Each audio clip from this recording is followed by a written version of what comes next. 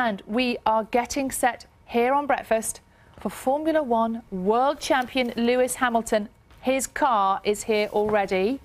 He hasn't driven it here. Look at that. Isn't that amazing? Spectacular. Just outside our office.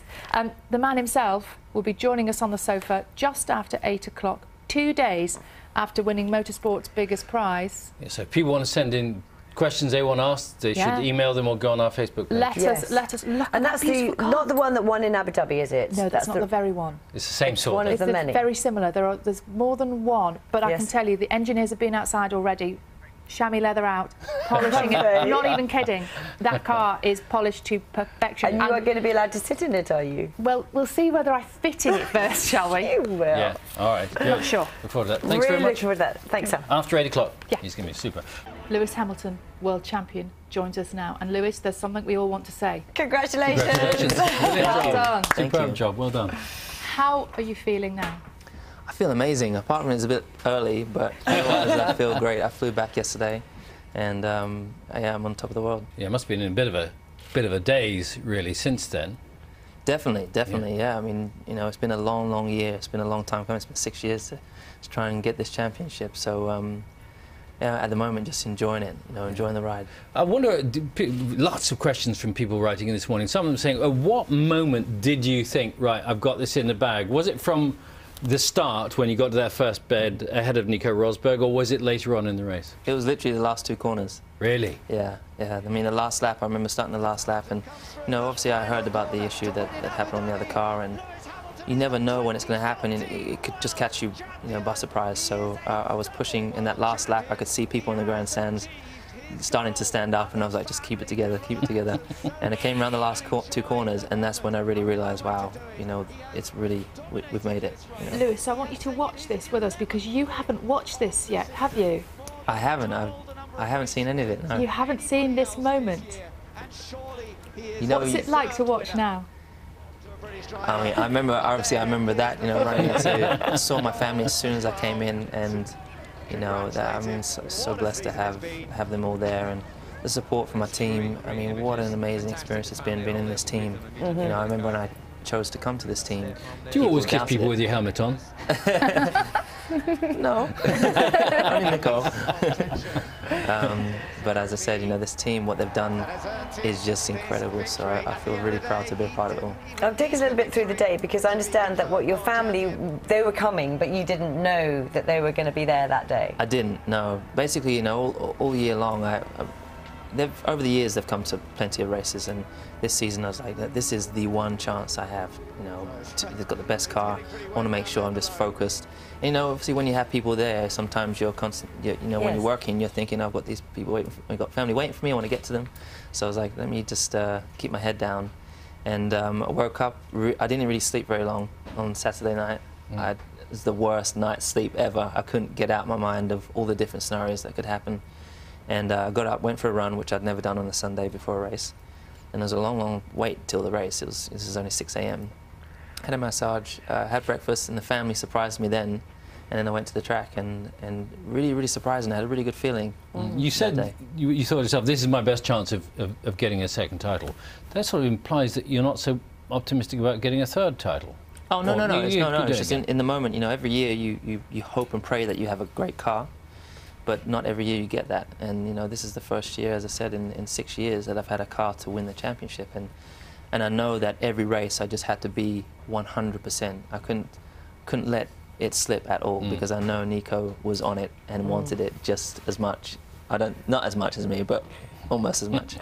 Oh, you mentioned Nico. Let's talk about that, because the rivalry between you two has been so intense, hasn't it, this season? Yeah. How do you manage that? Because it did reach a crisis point, didn't it, at one stage? What happened? It was very tough. It was very tough. You know, I mean, we've known each other since we were 13, so we have that history. And then coming into this season, it's been the most intense battle that I've had. And obviously, working together, you're sitting on the desk opposite sides of each other, and you're working with your groups of engineers. And every step you take, they follow, or vice versa. And so it's very hard to get an advantage. But there's lots of stuff that goes on, psychological warfare kind of, that goes on throughout the year. And obviously Spa was very hard to kind of take in. when he got 18 points and I didn't finish. And the following days was what was really important, how I came back from that and just trained, got my head back into the game. Said I was going to, and I changed my approach for the next race in terms of what I did on the race weekend, and we won. So, looking back, you've had really quite a gap, haven't you, since your first championship, and those couple of years afterwards must have been really difficult for you. Yeah. Do you think winning now, with that extra kind of element of maturity, gives you the faith to look ahead and think, actually, I can do it again and again? Definitely. I mean, naturally, I've never ever thought that I can't do it.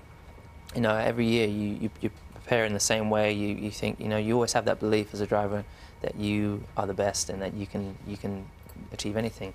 But as I said, with the car and everything, but I mean, obviously with this team, we've achieved an incredible amount this year with the Constructors' Championship for the first time for Mercedes, and it has been 6 years. So I guess it's perhaps even, it's a greater feeling.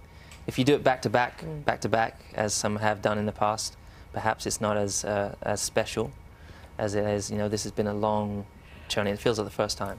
There are so many people who want to ask you questions. So what I'm going to do, shall I give you 4? You answer them really quickly so we can get through them. John, double point. Should they stay? No. Okay. Robert, who inspired you to being a racing driver?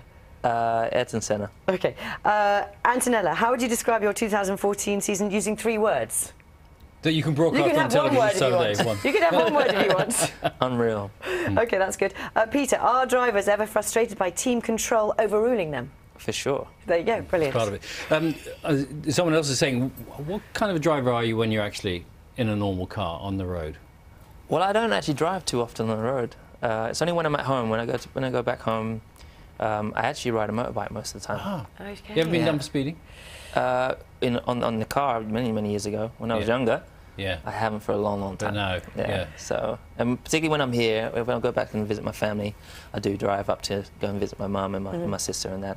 But generally, quite a slow driver. You wouldn't believe it, honestly. Looking to the future, I noticed you tweeted this morning that you're really excited to be here in England. Will you one day move back, do you think? I don't know. I think naturally every time I come back, I mean, I love it. Particularly, obviously, waking up this morning, seeing the frost in the morning. Where my parents live in the countryside, we've got the most beautiful countryside here. Yeah.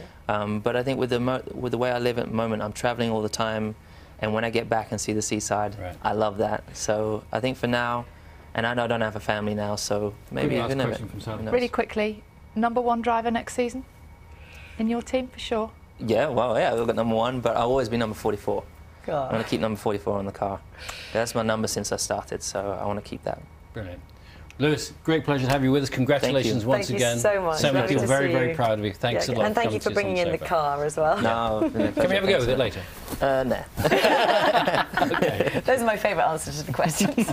22 minutes past 8. Here's Carol with the weather.